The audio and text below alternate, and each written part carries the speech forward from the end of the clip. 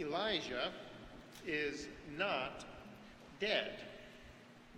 Of all the miracle workers and prophets and kings of ages past before him, Elijah alone was never made to pass through the gates of death. No, Elijah is not dead.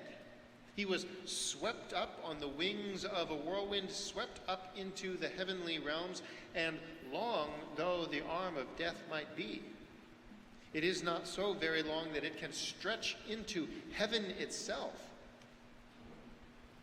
No, Elijah is not dead. Some of the holy people, some 50 prophets from Jericho, they saw and observed. They saw the flaming chariots and the horses of fire come. They saw Elijah be swept up in the whirlwind into heaven. They even organized a search party, 50 of them looking for 3 days, looking for any sign of Elijah, and they found nothing.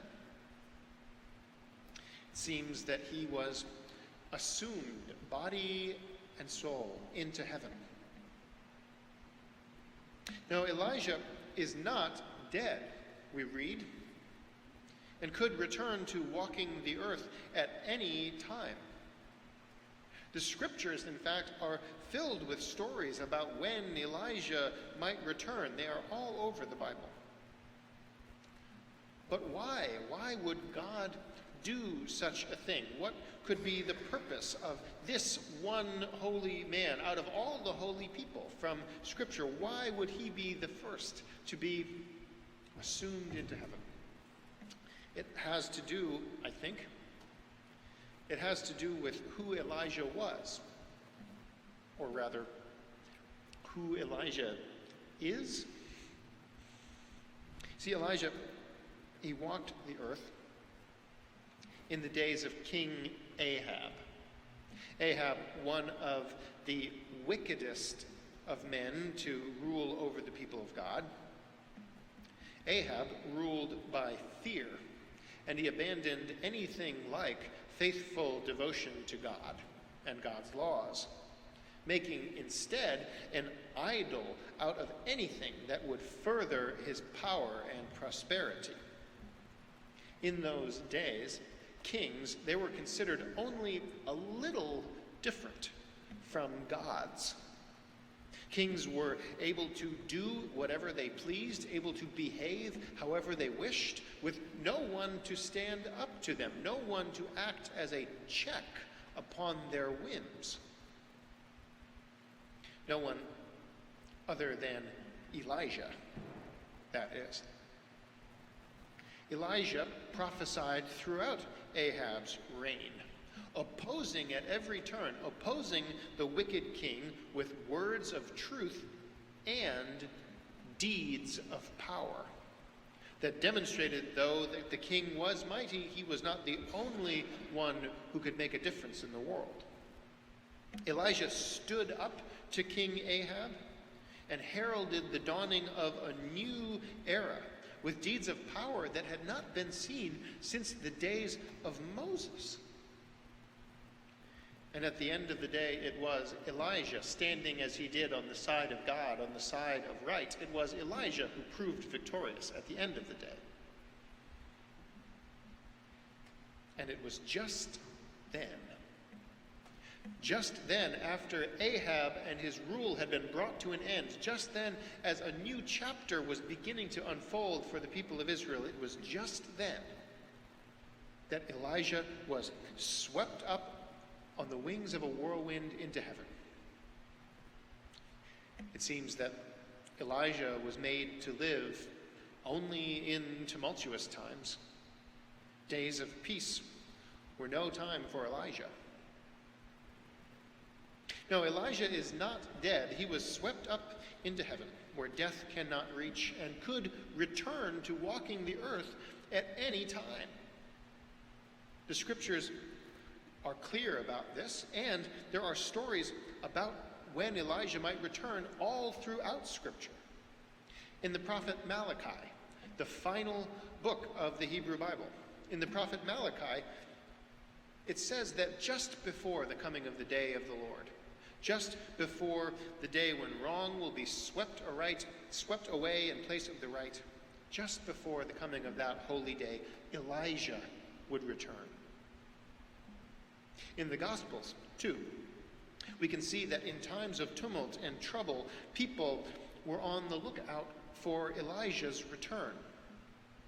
People believed that John the Baptizer was Elijah. He was there, after all, to oppose wicked King Herod. Many people believed that John the Baptizer was Elijah. And then when the crowds began to amass and follow Jesus, many of them believed that Jesus must have been Elijah. The deeds of power that he was doing had not been seen since the days of Moses, since the days of Elijah. Even as Jesus was hanging on the cross, after the people's faith in Jesus had fallen apart, their faith in Elijah was still strong. With Jesus' dying words on the cross calling out, people believed that he was calling out for Elijah. And they tried to prolong Jesus' life just a little longer to see whether or not Elijah might come back. If indeed a man as holy as Jesus was calling for him, then perhaps Elijah would return. In all of this, in all of the places in Scripture, and there are many, when the people began to believe that Elijah was about to return, there is one thing that binds them all together, one thread that draws them together. And that is that people's hopes for Elijah's return are always at their highest when times are at their worst.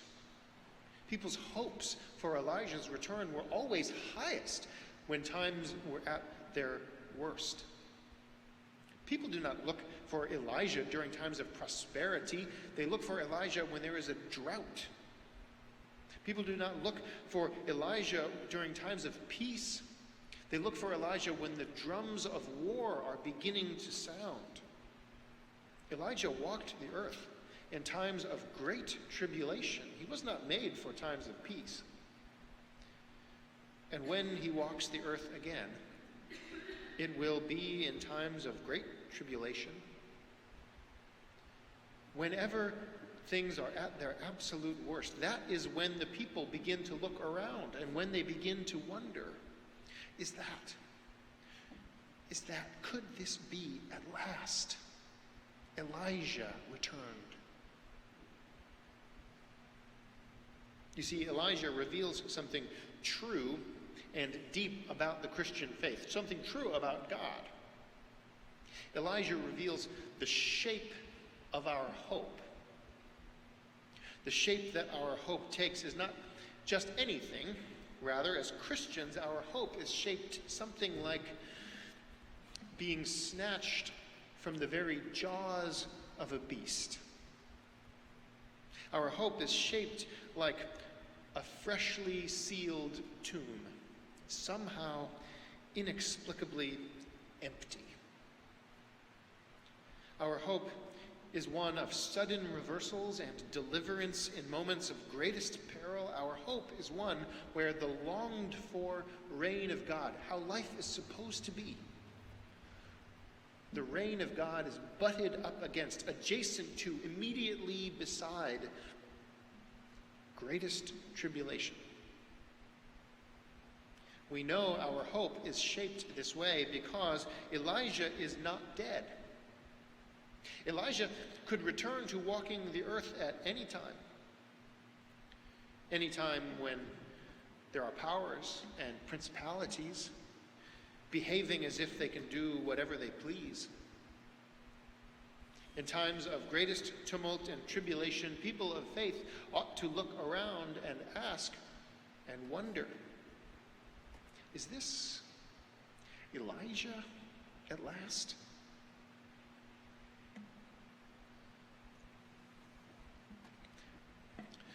We, all of us, we live in days of great tumult and trial. In the last year, more than once, elders in the church, elders have said to me that they remember the feeling feeling of these days that we are living now. They remember the feeling that pervades the air, the crackling anger like a storm about to erupt, the groaning of the walls, barely holding back a flood of misery and change too long delayed. The elders tell me that they remember this feeling from days of unrest and war and uprising. The youth have told the whole church, in fact, that this is all they've ever known. And with the unbounded imagination that comes from awakening to a world that is on fire, they tell me that they shall be the ones to change it. For me, someone in the middle of my life, I can say only that I know that life has not always been this way. I know that precious lives do not need to be cast away so cruelly, the weak derided so snidely, the other vilified so totally, the familiar held up so piously, the truth discarded so wantonly. I know that the world does not need to work this way. I know because I have lived in days when it was not so. We are living in remarkable days, tumultuous days, Elijah days. And this is the shape of our hope. It is when tumult is at its greatest that our hope is at its most credible, its most believable, closest to hand, its most tangible. These are days when powers and principalities are behaving as if they can do whatever they please, as if there is no power in heaven or earth that could stand against them. These are days when people of faith, we ought to be on the lookout. We ought to keep our eyes peeled for those who, with words of truth and deeds of power, take a stand for the world as it ought to be. And when we see them, we should wonder. We should wonder when we see people like Bree Newsom scaling a flagpole in South Carolina and tearing down a Confederate flag from the State House, doing in a day with nothing but climbing gear and a safety helmet for good measure, doing with prophet's fire what incrementalism could not do in a century. We should wonder. We should wonder when we see people like Scott Warren, the Christian pastor who was put on trial for offering water to migrants dying of thirst in the desert, seeking to save the lives of those who had put everything to risk out of desperation. When we see people like that, we should wonder.